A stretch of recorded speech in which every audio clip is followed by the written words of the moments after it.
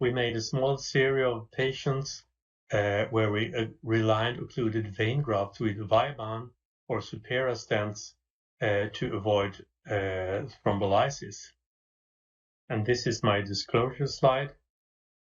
As a background, we know that results from thrombolysis or long-standing occlusions of venous bypass grafts are poor. And in many cases, a new graft is implanted, which might be technically challenging, and the results are not always ideal. As for example seen in this paper from Nachman and co-workers, with about 35% patency after 3 years, even after successful thrombolysis. In our series, we included 5 patients with missed and long-standing occlusions of femoropopliteal vein grafts. The primary operation were either in situ technique or reversed technique.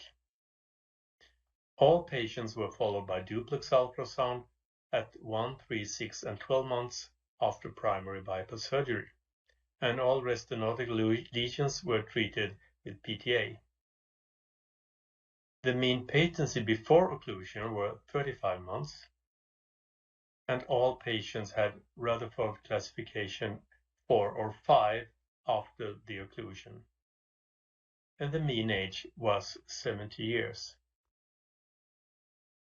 The technique we used was complete covering by viabahn in one case, complete covering with Supera in one case, and a combination of the two techniques in 3 cases. We followed up the patients with duplex ultrasound at 1, 3, 6, 12, and 24 months, and they were all on dual antiplatelet therapy for 3 months. As an example, I show you one of the cases who had actually a flush occlusion of the venous bypass graft shown by the arrow in the common femoral artery.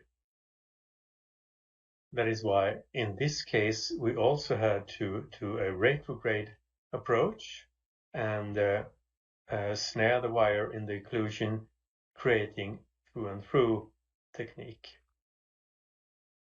And here you find the result after stent treatment.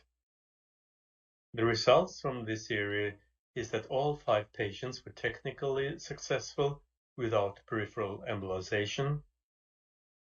We had to do 1 re-intervention after 1 month due to significant restenosis. 1 graft occluded after 6 months. The remaining grafts had with a mean follow-up of 24 months were all patent. So in summary, ladies and gentlemen, this might be a promising minimal invasive option instead of redo surgery, without any need of thrombolysis, with strict follow-up with duplex ultrasound, and of course long-term results are needed. These results are published in this paper. And thank you very much for your kind attention.